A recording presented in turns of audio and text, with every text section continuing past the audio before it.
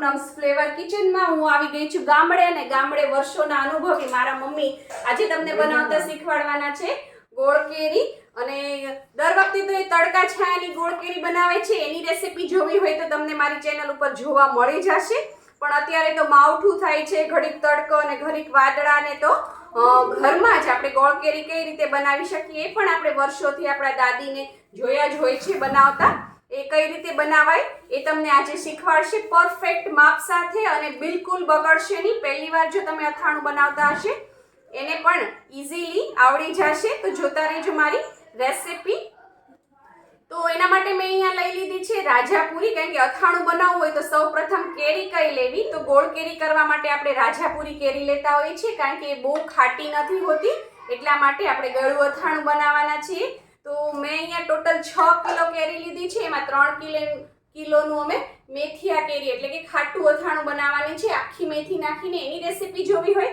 તો તમને મારી ચેનલ ઉપર જોવા મળી જશે બીજી દેશી ખાટા અથાણાની રેસીપી જોવી હોય તો એ પણ તમને મારી ચેનલ ઉપર જોવા મળી જશે તો કેરીની પસંદગી કરવાની તમારે કઈ રીતે રાજાપુરી કેરી લેવાની છે બહુ મોટી નહીં લેવાની નાની કેરી લેવાની મીડિયમ સાઇઝની બહુ નાની પણ નહીં પણ રાજાપુરીમાં જે મીડિયમ સાઇઝનું ફળ હોય એ લેવાનું એ શું કામ લેવાનું કારણ કે જો તમે બહુ મોટી કેરી લેવા જશો ને તો એ છે થોડી પીળી થઈ જતી હોય છે ને પાકી જતી હોય છે જેના લીધે અથાણું બગડતું હોય છે કારણ કે આપણે અથાણું છે વર્ષ દોઢ વર્ષ સુધી સાચવી રાખતા હોઈએ છીએ એટલા માટે અને મીડિયમ સાઇઝની કેરી સિલેક્ટ કરશો તો એમાં છે જાળી છે એ બહુ નહીં પડી હોય પાતળી હશે આ રીતે જે જાળી કડક ભાગ હોય એ થોડો પાતળો હશે એટલે ખાવામાં ચવડ નહીં પડે અને ગોઠલીઓ છે એ પણ આપણે આ રીતે અલગ કરતા જશું અને એ છે સફેદ હશે કાચી હોય એટલે એનું અથાણું સારું થાય અને લેવા જાઓ ત્યારે ઉપર તમારે આ રીતનો જે ગ્રીન ભાગ હોય ને એમાં પણ જોવાનું બહુ વધારે પડતી ટપકી પડી ગઈ હોય પીળી ટપકી હોય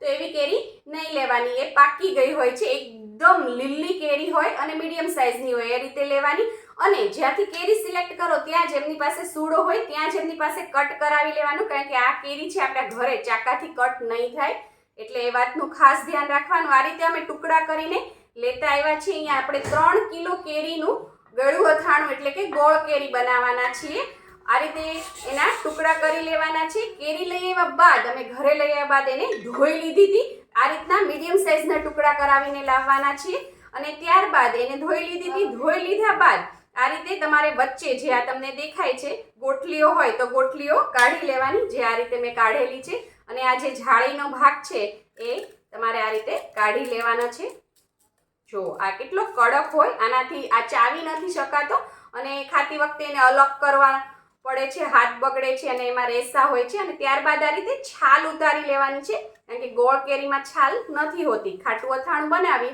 એમાં આપણે છાલ રાખીએ જેમાં મેં રાખેલી છે ઓલરેડી આ રીતે આપણે છાલ કાઢી લેવાની છે અને ત્યારબાદ આપણે એના આ રીતે નાના નાના ટુકડા કરવાના છે જો તમે કારણ કે ગોળ કેરીમાં છે આ રીતના નાના ટુકડા હોય છે જો કેવા સરસ ચીબડાની જેમ કેરી સુધારાઈ જાય છે હવે ઘણાને એમ થશે કે ગોળ કેરી કરવી હતી તો આવા ટુકડા શું કામ કરાવ્યા આખી જ કેરી રખાય ને અમે તો આખી રાખીએ છાલ ઉતારી આખી કેરી રખાય પણ એ રાજાપુરી કેરી બહુ મોટી હોય છે અવડી મોટી કેરી તમે હાથમાં પકડી અને છાલ ઉતારો તમારો હાથ દુખવા માંડે છે ચાકુ પણ ચાલતું નથી એમાં અને કંટાળો આવે છે તો આવા નાના નાના ટુકડા કરી લો ને તો તમને ઈઝી પડે તો આટલી પ્રોસીજર કરી લેવાની છે પછી આપણે આગળની રીત તમને દેખાડું તો જોતા રહેજો ગોળ કેરીને આપણે આ રીતે રેડી કરી લીધી છે હવે આપણે એની અંદર હળદર અને મીઠું મિક્સ કરવાના છે આ હળદર અને મીઠાનું મિક્સચર છે આની અંદર 2 મોટા ચમચા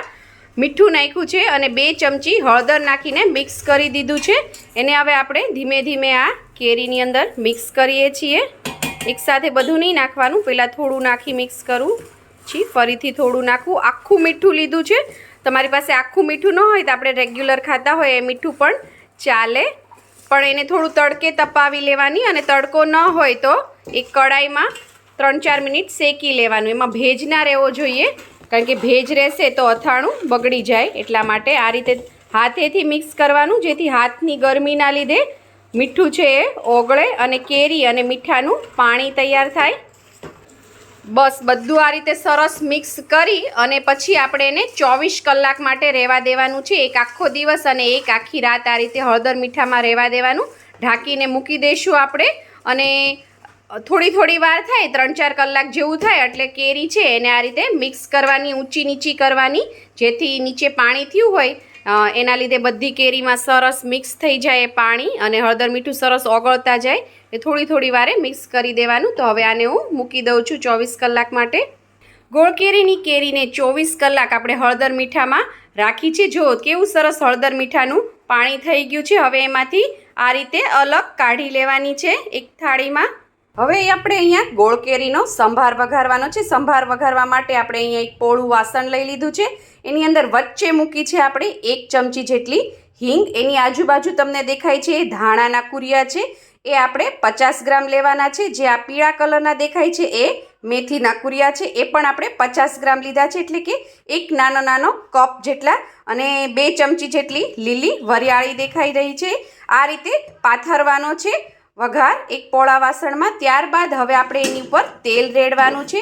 અમે અહીંયા સિંગ તેલ લીધું છે. તેલને ગરમ કરી દેવાનું છે અને થોડા ધુમાડા નીકળે પછી ગેસ બંધ કરી દેવાનો અને 2 મિનિટ એને ઠંડુ થવા દેવાનું. ત્યારબાદ નાખવાનું. કોઈ દિવસ ઉકળતું અથવા તો અતિશય ગરમ તેલ ન નાખવું, તેનાથી સંભાર છે બળી જતો હોય છે.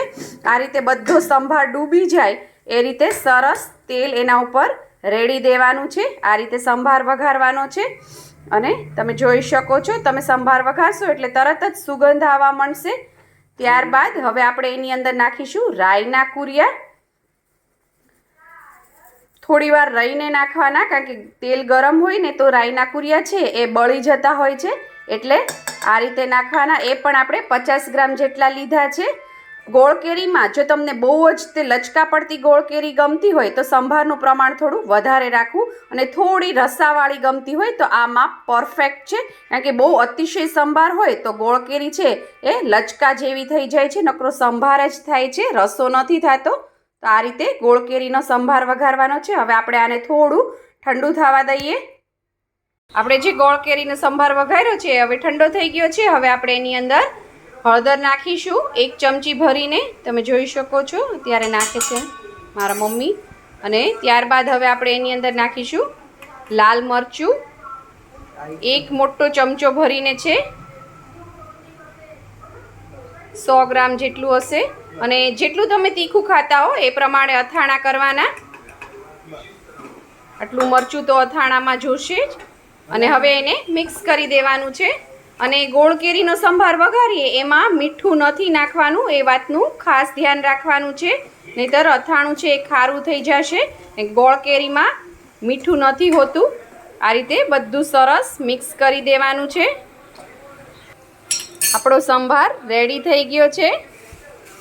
ગોળ કેરી માટે જે હળદર મીઠાવાળી કેરી આપણે થાળીમાં કાઢી હતી એને આ રીતે પછી પ્લાસ્ટિક અથવા કોટનના ટુકડા ઉપર આવી રીતે કાઢી લેવાની છે અને છૂટી આ રીતે પાથરી દેવાની છે, જેથી એનાથી ભેજ દૂર થઈ જાય. અને તડકે નથી રાખવાનું, ઘરમાં છાંયડે જ તે પંખા નીચે રાખવાની છે. 5 થી 6 કલાક રાખવાની છે. થોડું મોઇશ્ચર એમાં હોવું જોઈએ. તમે આમ ટચ કરો એટલે હાથમાં સેજ એવું મોઇશ્ચર લાગવું જોઈએ. જો બહુ ભીનું લાગતું હોય તો 2-3 કલાક ફરીથી એને સુકાવા દેવાની. એકદમ ડ્રાય નથી કરી દેવાની, નહીંતર છે ગોળ છે એ ઓગળશે નહીં અને બટકા છે એ ચવડ થઈ જશે. એટલે થોડો ભેજ એની અંદર રહેવા દેવાનો. આપણો સંભાર સરસ ઠંડો થઈ ગયો છે અને હવે આપણે એની અંદર ગોળ ભેળવી દઈએ.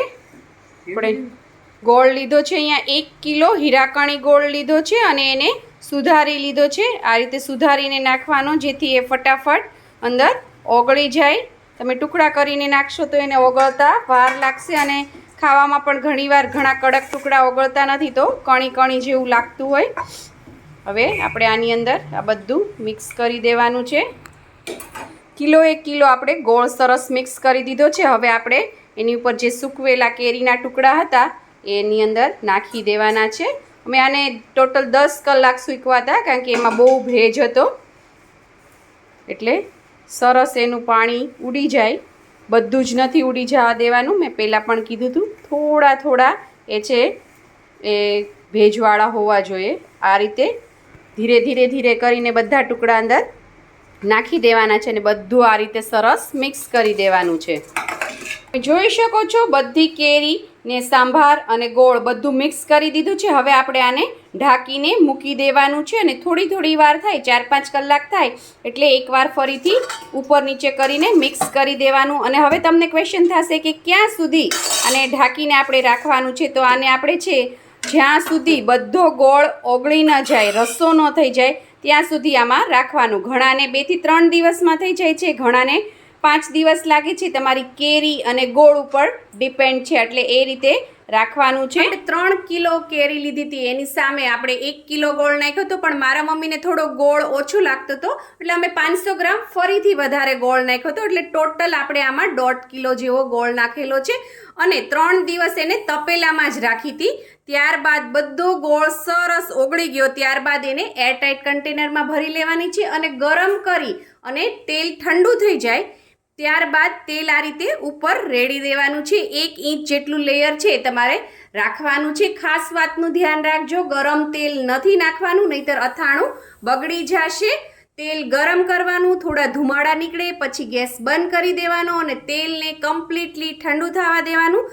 ત્યારબાદ અથાણું સરસ એક ચોખ્ખી બરણીમાં ભરી દેવાનું અને એની ઉપર આપણે આ રીતે તેલ નાખી દેવાનું. તેલ આ રીતે ઉપર રહેવું જોઈએ. ત્યારબાદ ઢાંકણું ફિટ બંધ કરી દેવાનું છે. તો 12 મહિના સુધી આ ગોળ કેરીને કંઈ નહીં થાય. હું તમને દેખાડું, જો તમને દેખાવે તો સુંદર લાગે જ છે. હવે એનો રસો કેવો થયો છે એ પણ આપણે દેખાડું તમને. જો કેટલો સરસ રસો થયો છે. જો તમને આવો પાતળો રસો ન પસંદ હોય તો મેં કીધું તો એ રીતે આપણે જે સંભાર વઘાર્યો એનું પ્રમાણ થોડું વધારે રાખવાનું. આ રીતે આપણી સરસ મજાની ગોળ કેરી તૈયાર થઈ ગઈ છે. અને એક ટિપ્સ હજી આપી દો, આ બધી વસ્તુ કરવા છતાં પણ જો તમારા અથાણા બગડી જતા હોય તો તમારે શું કરવાનું છે, આ બરણીને ઢાંકણું બંધ કરી અને ફ્રીઝમાં રાખી દેવાની છે. 1 વર્ષ શું 2 વર્ષ ખાશો તો પણ ગોળ કેરી અથવા કોઈ પણ અથાણું ખરાબ નહીં થાય. અને શું કરવાનું, જ્યારે પણ જરૂર હોય ત્યારે ફ્રીઝમાંથી બરણી કાઢી અને ફટાફટ જ વાટકામાં કે કોઈ બીજી વસ્તુમાં જેટલું જોતું હોય એટલું કાઢી લેવાનું. ફરીથી એનું ઢાંકણ બંધ કરી દેવાનું અને એને ફટાફટ ફ્રીઝમાં મૂકી દેવાની. ઘણી બહેનોને ટેવ હોય છે કે અડધી કલાક સુધી બરણી બહાર રહે પછી ફ્રીઝમાં મૂકે તો એમાં ભેજ થઈ જાય છે અને ભેજને લીધે અથાણું ફરીથી બગડી જતું હોય છે અને વરાળ થઈ જતી હોય છે. એવું બધો પ્રોબ્લેમ આવે એટલે એવું નહીં કરવાનું. તરત જ અથાણું કાઢી અને ફટાફટ બરણી પહેલાં ફ્રીઝમાં મૂકી દેવાની. તો અથાણાને કંઈ પણ નહીં થાય. આપણી મસ્ત મજાની ગોળ કેરી તૈયાર છે. તમારે બીજા કોઈ પણ અથાણાની રીત જોવી હોય તો મારી ચેનલ ઉપર તમને જોવા મળી જશે. ગુંદા કેરીનું અથાણું જોવું હોય, મેથિયા કેરીનું અથાણું જોવું હોય, આપણું ખાટું અથાણું જોવું હોય, તડકા છાયાની ગોળ કેરી જોવી અથવા આપણી રેગ્યુલર સાદી ગોળ કેરીની રીત તો આપણે અહીંયા જોઈએ જ છે. અથવા તમારે રાયતા મરચાં જોવા હોય, ઇન્સ્ટન્ટ રાયતા મરચાં જોવા હોય, મેથિયા મરચાં જોવા હોય, બહુ બધી અથાણાની રીત તમને મારી ચેનલ ઉપર જોવા મળી જશે. જો તમારી આ રેસીપી પસંદ આવી હોય તો મારી ચેનલને લાઈક કરો, શેર કરો, સબસ્ક્રાઈબ કરો અને બેલ આઇકન દબાવવાનું ના ભૂલશો, જેથી આવી જ સરસ મજાની વાનગીઓ તમારા સુધી પહોંચતી રહે. Thank you. આવજો.